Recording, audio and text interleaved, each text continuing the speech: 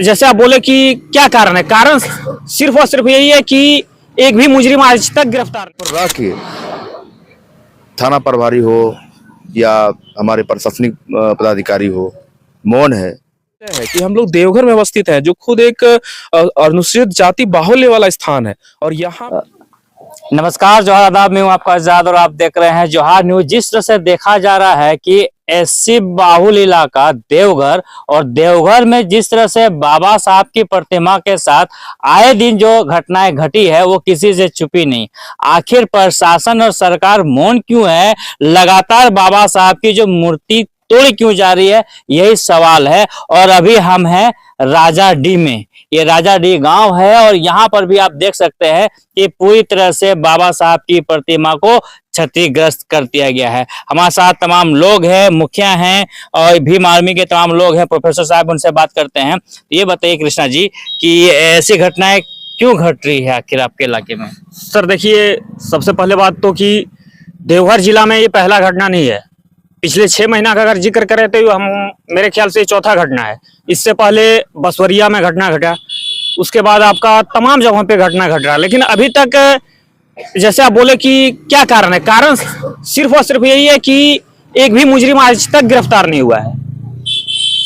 यदि कहीं पर भी किसी भी घटना में एक भी मुजरिम अगर पकड़ा जाए या गिरफ्तार हो जाए तो हमें लगता है कि आगे ये घटना नहीं होता। लेकिन अभी तक प्रशासन एक चीज बोल करके छुप जाते थे कि जो है सो कोई साक्ष्य हमें मिल नहीं रहा है।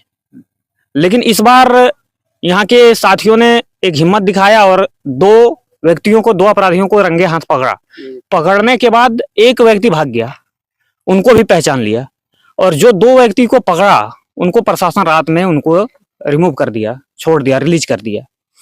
तो जब इस चीज को लेकर के हम लोग तमाम भीम आर्मी के पदाधिकारी कार्यकर्ता जब थाना पहुंचे तो प्रशासन का ये कहना था कि अंडर एज का लड़का था, उसको हम थाने में नहीं रख सकते हैं, इसलिए उनको छोड़ दिया। अगर उन पर आप लोग एफआईआर मुकदमा कराते हैं तो फिर हम उनको अरेस्ट करेंगे। बहरहाल कुछ भी हो, लेकिन सवाल ये है कि आखिर बाबा साहब की प्रतिमा के साथ ऐसा क्यों हो रहा है? यही सवाल है हमारा मुखिया जी कि बाबा साहब की मूर्ति के साथ ऐसा क्यों हो रहा है? और भी प्रतिमाएं हैं और भी चीजें हैं, उसे नहीं तोड़ी जाती है। आखिर ये मानसिकता कहाँ से आता है कि इसे तोड़ दिया जाए, इसको क्षतिग्रस्त कर दिया जाए? देखिए, एक्चुअली जो कृष्णा जी जो बोले हैं कि 6 महीना के अंतर्गत में 4 प्रतिमा टूटा है।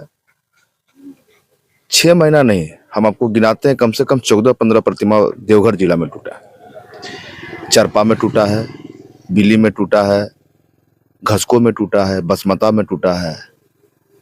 ऐसे लगभग अगर नाम एक को कहें तो 14-15 प्रतिमा ऐसा है जो टूटा है। और लगभग मैंने लोकेशन मिलता है कि फलाना आदमी के माध्यम से टूटा हुआ है, लेकिन ये पता नहीं चलता कि ये देश इस बाबा साहब के लिखित संविधान से चलता है। उसका प्रतिमा टूटना और संवैधानिक पद पर रह के थाना प्रभारी हो या हमारे प्रशासनिक पदाधिकारी हो, मौन है, ये कहीं ना कहीं सरकार की भी खामियां है। सरकार की भी खामियां कहीं ना कहीं नजर आती है। यदि सही वक्त में अगर कुछ कार्रवाई हो गई रहती तो इस तरह की चीजें नहीं देखी जाती। हाल ही में आप लोग 26 जनवरी को संविधान दिवस मनाए और उसके बाद 27 तारीख को यह घटना घटती है। कैसे देखते हैं कि लगातार घटना यहाँ पर घट रही है, क्यों आखिर ऐसा हो रहा है? एक तरीके से आप इसको देखें तो सिर्फ और सिर्फ बहुजनों को टारगेट करने का काम किया जा रहा है। आप 26 नवंबर की बात करें, 26 नवंबर को यहाँ पे भीम आर्मी के बैनर तले बहुत बड़ा कार्यक्रम हुआ था, जिसको पूरे झारखंड ने देखा था। और इतना बड़ा कार्यक्रम जिससे हम सभी गौरवान्वित, पूरे संथाल प्रोग्राम में हम लोग गौरवान्वित महसूस कर रहे थे। और यहाँ की जो आप जनसंख्या को देखेंगे, चाहे वो देवघर की जनसंख्या हो, देवघर के बगल में मधुपुर अवस्थित है, वहाँ की जनसंख्या आप देखेंगे तो सिर्फ शेड्यूल कास्ट की जनसंख्या लाखों में है। और इतनी बड़ी जनसंख्या के बीच में बाबा साहब को टारगेट किया जा रहा है, तो सीधा सीधा प्रत्यक्ष तौर पे यहाँ के बहुजनों को नीचा दिखाने का काम किया जा रहा है। और अभी हाल का ये जिस जगह पे हम लोग खड़े हैं राजाडीह में, यहाँ पे जो प्रतिमा को विखंडित किया गया है, ये बिल्कुल शाम के 6 बजे की गई है और सबके सामने की गई है। ऐसा भी नहीं है कि किसी अंधेरे का फायदा उठा के या बाहर से किसी व्यक्ति ने आके ऐसा कर दिया, ऐसा बिल्कुल भी नहीं है। और इसके पहले का जो आप देखेंगे, जोगीडीह में एक प्रतिमा को विखंडित किया गया था, उसमें भी हम लोग देखते हैं कि प्रशासन के द्वारा कह दिया गया कि किसी के बारे में पता नहीं, आखिर किसने ऐसे घटना को अंजाम दिया है, किसी को कुछ पता नहीं था, कोई इसमें वेरीफाई नहीं हो पाया था। लेकिन वहीं आप देखेंगे कि जैसे प्रतिमा विखंडित हुई उसके बाद हमारे बहुजन आंदोलनकारियों के द्वारा आंदोलन किया गया था और जो भी ऐसे तत्व थे उनको गिरफ्तारी की मांग की। प्रतिमाएं विखंडित की गई थी, जैसे मुखिया जी ने बताया खुद इनके पंचायत क्षेत्र में बिल्ली नाम का जगह है, वहां पे हुआ था। उसके बगल में चरपा नाम का जगह है और वहां भी मुखिया जी आंदोलन के लिए उतरे थे सड़क पे, तो वहां पे भी मुखिया जी लोगों के ऊपर एफआईआर हुआ था। बाद में एक जो संवैधानिक पोस्ट पे है मुखिया जी जनप्रतिनिधि हैं और उस केस में इनको जेल तक जाना पड़ा था और इनको जेल के सलाखों के पीछे भेज दिया गया था। मैंने प्रतिमा विखंडित हुई उसके विरोध कर रहे थे, उसी में इसको जेल हो गया। बिल्कुल, उनके विरोध में इनके ऊपर एफआईआर हुआ था और धीरे धीरे एक एक करके कई सारे मुकदमे इनके ऊपर लाद दिए गए और फिर उन्हें सारे मुकदमों को आधार बनाकर और ऐसे समय में इनको जेल भेजा गया जब ये अपने चरम पर थे, जब इनकी लोकप्रियता अपने चरम पर जा रही थी, उस समय इनको जेल भेजने का काम किया। और पूरे देवघर के क्षेत्र में मुखिया जी यहाँ मौजूद हैं, मुकेश कुमार दास जी इनका नाम है और ये एकमात्र ऐसे व्यक्ति उस इलाके में थे जो अम्बेडकरवादी के रूप में जाने जाते थे और बाबा साहब के विचारों का प्रसार करने का काम करते थे। कोई भी समस्या होता तो सबसे आगे मुकेश कुमार दास जी खड़े रहते थे, लेकिन झूठे मुकदमों का आधार बनाया गया, इनको जेल के सलाखों के पीछे भेज दिया गया, बुरी तरीके से प्रताड़ित किया गया, इनका मुखिया का पावर तक छीन लिया गया। तो हम सिर्फ एक उदाहरण आपको बताना चाह रहे हैं कि एक तो बाबा साहब की प्रतिमाएं विखंडित की जा रही है, हमारी आवाजों को दबाया जा रहा है और जब हमारे लोग आवाज उठाते हैं तो उनके ऊपर फर्जी मुकदमे लादे जाते हैं, उनको जेल के पीछे भेजा जा रहा है। ऐसे बहुत सारी चीजें हैं जिनके बारे में हमारे समाज को सोचने की आवश्यकता है। संविधान को बनाने वाले और संविधान के बनाने वाले के साथ ऐसा हो रहा है। खास बात यह है कि यहाँ से कुछ दूरी पर वो एक कौन गांव हम देखे जहाँ पर बाबा साहब को मतलब बंद करके रखा गया कि डर से कि तोड़ ना दे। देखिए, बड़ा ही दुर्भाग्य का विषय है कि हम लोग देवघर में अवस्थित हैं, जो खुद एक अनुसूचित जाति बाहुल्य वाला स्थान है और यहाँ पे बाबा साहब की प्रतिमा को कैद करके रखा जा रहा है। आप देखेंगे कि बिल्कुल लोहे की ग्रिल से उसको ढका गया है, मतलब हम अपने बाबा साहब की प्रतिमा को खुले आसमान के नीचे रख नहीं सकते हैं, यह स्थिति है।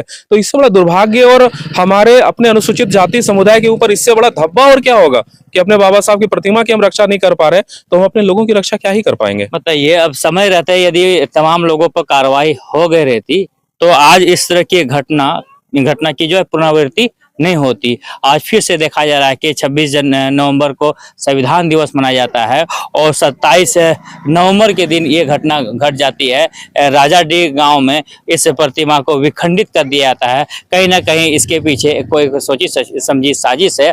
अगर समय रहते शासन, प्रशासन, पुलिस इस पर कार्रवाई करती है तो आने वाले समय में इस तरह की कार्रवाई, इस तरह की घटना फिर से नहीं देखी जाएगी। अगर कुछ ऐसा होता, अगर कार्रवाई नहीं होती तो आप लोगों का क्या कुछ प्लान है फिर?